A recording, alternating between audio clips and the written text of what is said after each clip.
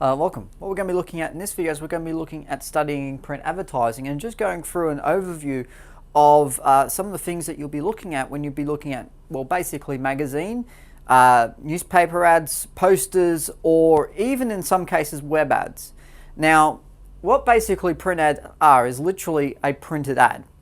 And you often see these come up quite often in exams. You'll see them come up in a lot of unseen material, but you also may be required to study them on a sort of a in-class basis and basically know the variety of techniques which are used in ads and through advertising to communicate a point.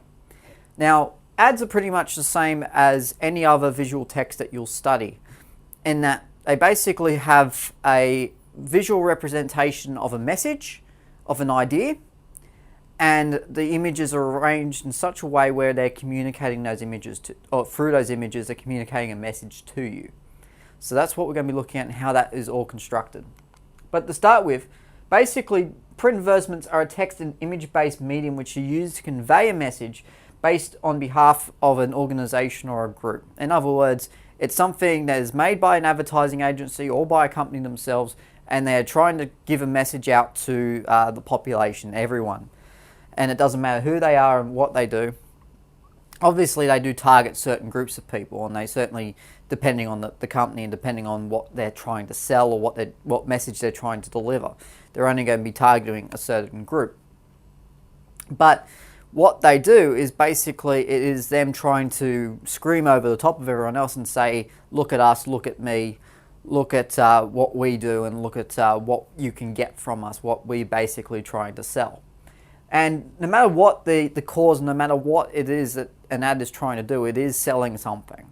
Whether it's selling charity, whether it's selling a message or an idea, whether it's selling any sort of political or social or religious or any other point of view, all advertising is selling, and so every ad you're looking at is trying to sell something. And yes, part of it is identifying what it is they're trying to sell, but the other thing is the way that they do it. All right. And as I said, they're designed to sell a message, and that is the most important thing you can look at and the most important thing to consider when you start looking at a magazine or any kind of basically print media ad. Alright, so let's just have a look at some various types. Now, basically print advertising is based in print, as the name suggests, and it's any form of medium which is basically printed. Okay, so you'd be looking at any kind of basically newspaper, magazine, or poster-based ad. And the reason why we're also looking at web-based ads, now they're normally not print advertising, but we're looking at them in the sense that because of the fact that if you get them in an exam, if you get them on any kind of textbook or workbook or whatever it is, they're going to be printed out. So they're essentially a print ad which is just pretending to be a web ad. The only difference is that there's a little bit more interactivity with them, but really there's not a huge amount of difference. You'll be using the same sort of techniques. Now, obviously the most common ones you'll come across are magazine and newspaper ads, and they're basically targeted to reach readers of a particular publication. So if you do see advertisements in a magazine, they're usually targeted at people who would buy that magazine.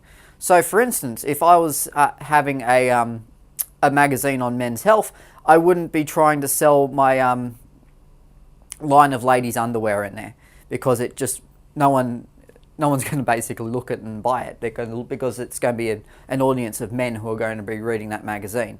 So those basically what that publication reaches in terms of its audience is what advertisers look for. Of course, it's not really going to be a consideration, but it's just one of those things that every marketer and every advertisement that you'll find has a market. And when you're studying ads, or when you're studying anything really, there's always a particular market that they're looking for and a particular group of people who they're talking to. The other ones that you'll probably see most of the time are posters and billboards, which are basically targeted at anyone, passers-by, and are often much shorter, particularly in terms of message. As in, they don't have a big long message, they've just got a very short one that you can basically see while you're driving past. Okay, so again, it's another form of communication, it's another form of communicating a message. And as I mentioned before, website advertising, while it isn't print, you'll be looking at it in terms of how you would look at a print advertisement. The only difference is that a lot of web-based advertising has a link. It's usually hyperlinked to a website or hyperlinked to give you somewhere else to go. Mind you, that being said, a lot of magazine newspaper articles, particularly now, will give you the link to the website. So there's no huge difference between those two things, and both of them will encourage you to further explore that group, that organization, whether it's a product, whether it's a message, whatever it is. So whatever's being communicated, it's going to do virtually the same thing. So you might get a question which gives you an advertisement from a website and says to discuss it. You'll be pretty much discussing it in terms of basically a print ad, even though most of the web-based advertising you see now has nothing to do with print. So it's just one of those things that comes up in terms of questions. Okay, moving on. So what is distinguishable about print advertising? Well, most of all, it's their visuals. All right, and they are deliberately chosen and manipulated. Now, what that means is that no matter what the ad is, there's usually a lot of time and effort that's gone into the planning of the images which are in the ad. It's not something that's done over a split second. It's something that takes time from strategic planning, it takes creative planning, it takes storyboards and concepts, and even in terms of print advertising. They will do all these different ideas, they'll brainstorm lots of different things, then they have to book a photographer, then they have to set it all up, then they have to do everything else. So everything is very deliberate and meticulously chosen. So the way things are set out in the ad, unless it's a sort of a community ad where it's just someone standing outside with a camera and they've just taken a shot and added it onto the ad, most of them, and most of the ones you'll be looking at, will have very deliberately chosen images. They are part of the message. And don't just excuse any image as being a bit of eye candy or something to distract you from the idea.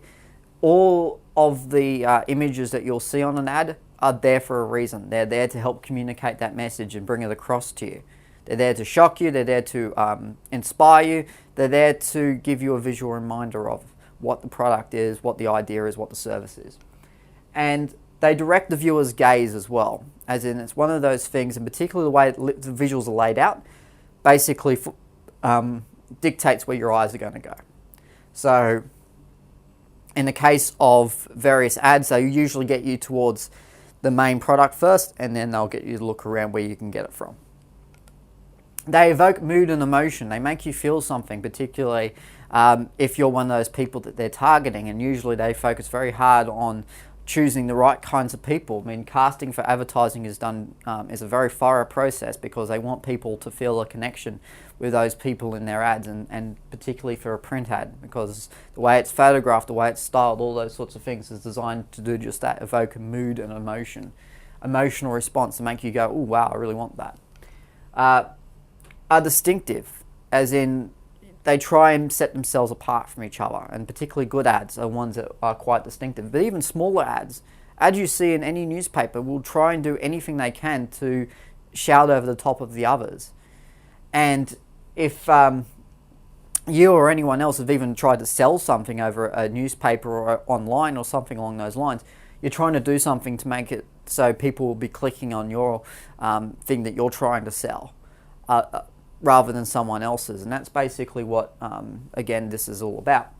And use of text can also be a visual tool. So don't discount whether text is big or small or not there at all. It is part of the visuals as well. Now, in terms of text, it is also forming a part of your language, and the language will be the other thing you'll be looking at. But they can be a visual as well, and they are one that you shouldn't be ruling out. Okay, so those are all the visuals that you'll see in a print ad. Now, for text, it is direct and focused. Now, language in an ad is called copy. And basically, all copy is directed and focused towards conveying the ad's message. And it's very, very specifically chosen. And again, sometimes it goes through a lot of rewrites in order to convey a message. They'll use a catchy or interesting tagline, which will stick in whoever's looking at the ad's mind. So something that's going to help them say, oh yeah, I remember that ad because it's got that tagline. And it's emotional, essentially. It tries to attach itself, so it tries to create an emotional response. As in, it makes you feel good, makes you feel hungry, whatever it is it tries to do. And that works, again, in conjunction with the visuals. So the visuals will show you one thing, and the text will make you or almost reinforce why you're looking at that image, why you really want to look at this. And so it tries to convey that response and tries to make people feel that way when they look at it. Okay, so as I said, those two things work together, and one thing you'll be mainly looking at when you're looking at magazine ads is how text and images work together, and also in terms of layout. But before we look at that, we're going to look at the message. Now, the message is basically, it is trying to bring itself across, and this is what we really want to be looking at here, because your message is what you're going to be asked to respond to, as in what the ad's trying to do, who it's trying to appeal to, what it's trying to do, what action it's trying to make us do. And the one thing that is very important when you look at this is that every ad is trying to be the boldest, the edgiest, and the loudest. That is, that everyone is trying to scream over the top of each other, as I mentioned before. And so, in terms of the message that they're trying to deliver, they're trying to find some way for it to be eye-catching and to be attention-grabbing, all of those different things, because of the fact that we are bombarded with thousands of ads every day. Now, what is important to you when you look at it in terms of studying an ad for your responses is when you think about how it's trying to appeal to people, you need to think of a couple of key visuals, key lines of text, those sorts of things that really stand out as immediately, oh wow, that sort of thing. So that's the thing you need to look at, is that every ad is trying to expose itself and expose whatever it is, the idea, the product, the service, the message, whatever it's trying to do, it's what that exposure is trying to do. And it needs to be distinctive. Basically, when you study an advertisement, remember it's basically trying to get your attention. So think about what aspects of it do get your attention. What aspects of it are the most distinctive, because those are the things that you'll be writing about. So in terms of this ad here to my right, immediately drawn to the image of the lady and the lady drinking the shadow behind, and then you sort of follow the image around from there. But immediately it's sort of that feeling of refreshment I get, and I sort of feel relaxed looking at it. And that's how it's trying to make you feel, even though, okay, yes, the person in the image is a young lady, it's a relatively old ad, but it still makes me sort of feel the same, as even though it's probably more directed towards women drinkers of Coke rather than men. But that being said, it still creates that feeling of it's very distinctive, it's very stylish, and it makes you basically feel whatever it is that basically the product Coca-Cola is trying to make you feel, which is when you drink it, you feel refreshed. Okay, so they both, it has that quality of exposure, as it's a very stylish image, it's very well set out, it's all those sorts of things, and it's very distinctive, as in, if I see that image, I'll be thinking of Coca-Cola in future. Well, maybe not, but that's the idea at least. Okay, so what does this message do? As in, how does all of this work together? And what is a message of an ad trying to do? First of all, it can be trying to create awareness. Now, awareness can be for a number of different things. It can be for a company, as in a company wants to make itself known so people would find out more about it. It could be about an issue or a charity who are trying to raise awareness or trying to raise a profile of a particular issue. It could be any number of those things. So creating awareness is about basically getting people to pay attention to them. And they hope their ad, by running, will get people to investigate them, to tell their friends about them, which is especially what they want, and to basically communicate that we want to be made aware of. Inspire an action. Again, this is one of those ones where immediately it's trying to get people to do something. So when they see that ad, they'll be going, I need to do something about this. If you see an ad for a burger, you're inspired to the action of going to the shop and buying that burger. And if you are seeing, again, something else, it's just about trying to make you do what they want you to do. So it's inspiring an action in that regard. It can be to foster habits, as in, you should be using this every day, you should be doing this, you should be doing that. You should be getting into good habits. And by the way, while you're getting into good habits, buy our product, because it's going to help you get into a good habit. So it could be doing that, and it's trying to communicate that habit. It also could be just a message about how we should be, how we can live healthier. So when we go to the beach, we've got the ads for slip, slop, slap, and the rest. So We know that when we go to the beach, we should be getting the habit of bringing a t-shirt along, bringing on sunscreen, bringing a hat, all those things. Create an emotional response. So to get people to emotionally attach themselves to it, to get people to really like it or really feel happy by it, or make them feel something towards a certain product, make them feel good towards it. And finally, create interest, as in to get people to talk about it, to get people to communicate, and especially with social media tools, to get people to tell all their friends about it. So those are the 5 things that an ad's message is trying to do. So any ad you're going to be looking at is going to try and do at least one of those 5 things. It may be trying to do all of them. It may be doing a couple of them. But no matter what ad it is that you're looking at, and no matter what it is you're going to be writing about, it's going to be covering one of those aspects. Okay, so in summary, print ads use text and visuals, and they work together in a very strong way, and they're basically communicating a message through the use of them both. They aim to be distinctive. They aim to set themselves apart from the others.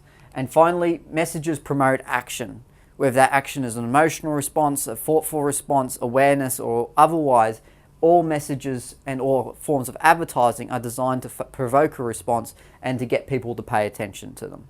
And when you're looking at that, that's what you're sort of looking at, is that relationship between the message of the ad and the text and the images. But otherwise, that's it for the message of print advertising. Until next time, I'll see you later.